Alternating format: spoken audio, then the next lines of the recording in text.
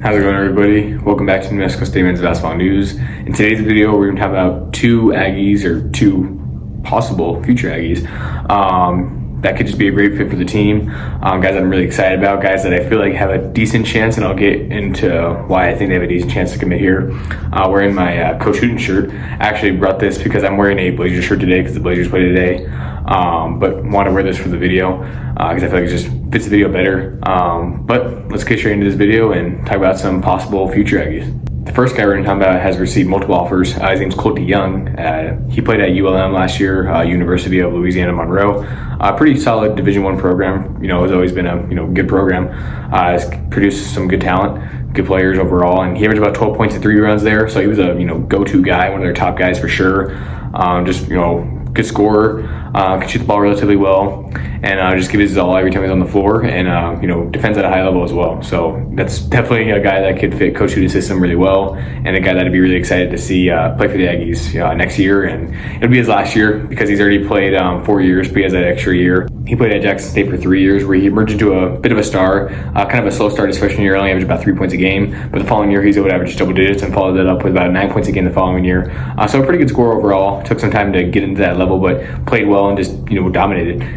Obviously, Jackson State, where Coach Sanders, Deion Sanders, and his son Shador were at. That's what it's kind of known for. That's known for their football, and how he was able to build a good program there. But they have a good basketball program too. I remember KJ Allen, one of my favorite college basketball players, when he played at Texas Tech and Portland State, and was in the Last Chance U documentary. He played for ELAC. They actually played against Jackson State. That was his best game. He had 15 points. But obviously Texas Tech going against Jackson State, you know how it's going to go.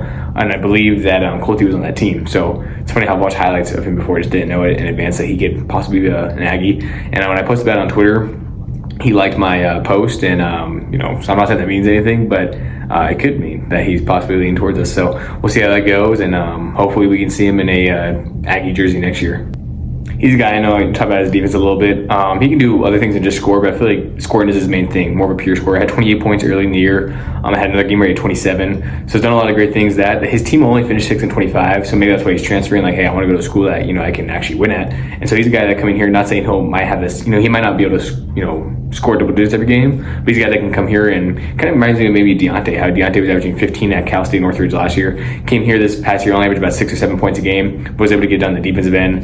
Maybe Colty's a guy that can come in here and maybe not have the same impact as scoring as he did at ULM, but come here to NMSU and just help the Aggies, win at a high level and get back to their winning ways that they're used to every year. The next guy we're talking about is Vaughn Weems. I think that's how you say his name. It's kind of a funny name to pronounce or to say. He played at North Idaho College, which is a JUCO school. So assuming the Pavia rule works for him, he's a guy that played 2 really good years at the JUCO level, and a guy who could play 4 years at Division I level. If that's the case, you can imagine him being with the Aggies all 4 years. He's also a guy I could see being very good. So I could see other schools looking for him or at him. He does come in at MSU and plays really well. I could see bigger schools wanting him. I see some people saying he could be a Teddy Allen type player. He averaged about 27 points a game this past year, which is crazy, at any level in college basketball. Kind of reminds me of Zadi, averaged 22 at a Division II school, and then came here last year, averaged double figures a game. I actually saw him at the AC yesterday. I didn't say anything to him, but I know he did enter the portal, so I wonder if he's heard from anybody, and maybe he'll come back. That'd be awesome, pairing those two guys up together, having a guy like Zadi and then having this guy coming in who's a really dominant scorer. We'll see how that translates to the Division I level. Again, not expecting him to average 20 plus, but he could be a guy that comes in and possibly average double figures a game. And who knows, like I said, some people are predicting him to maybe be a Teddy Allen type guy. Teddy Allen did average 30 points per game at the JUCO level, and then came in here and averaged 20 a game. So no surprise if he comes in here and just dominates, and we'll obviously have to stay tuned for that. He started in all 29 games this past year for North Idaho College. His freshman year, he only started about 7 games out of the 26, 28 he played. Averaged about 23 minutes a game, but produced really well, averaging 14 a game. So this guy knows how to score the ball.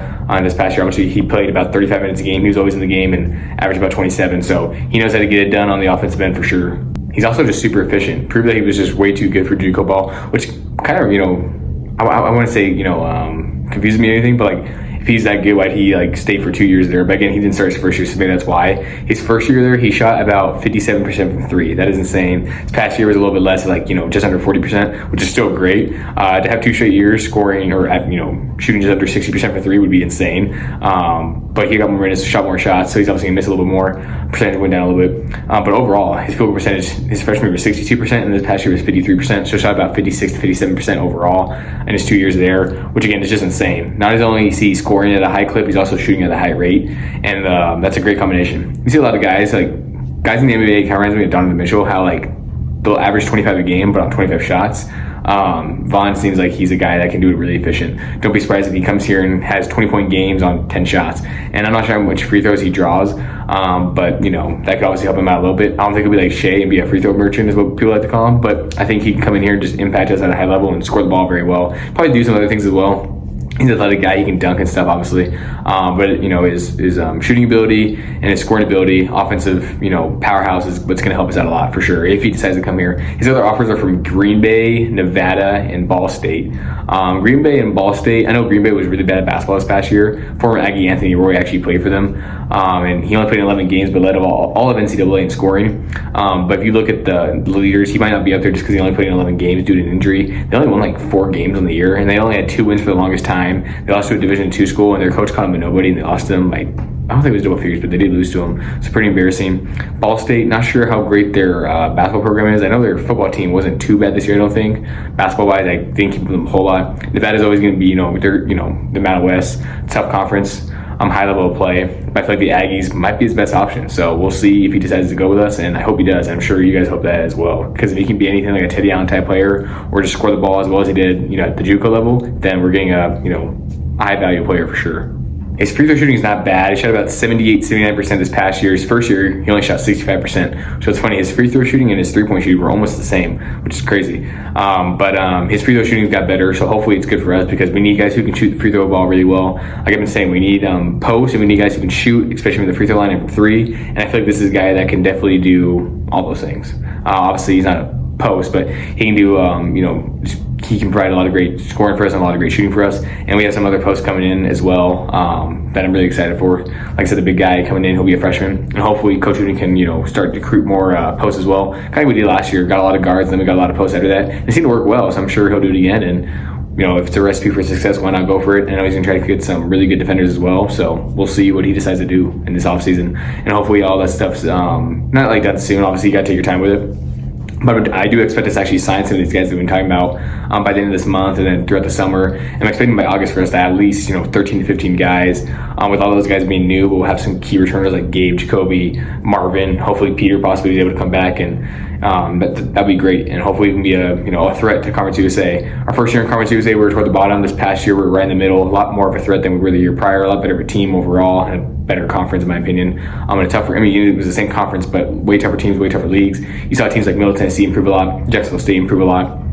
So hopefully we can be a team that we improve from our first year to our second year, improve a lot more to our third year, and get back to our winning ways where we see 20 to 30 win seasons regularly. That's going to close out for today's video. My next video will probably be talking about a former Aggie assistant coach who got a coaching gig as a head coach here in New Mexico. We're going to talk about that next video. If you guys have heard about it, comment who it is, or if you don't know who it is, comment who you think it is. I guess that's gonna kind of spoil it in there, but really excited to bring you guys that video. He's a great guy, shows a lot of love to the channel and the social media accounts too, and still does. He did when he was here and then still does. Actually interacted with him a couple times, so it'll be super cool to talk about. Again, don't want to mention who it is. I want to leave that as kind of a surprise. So I'll see you guys next video.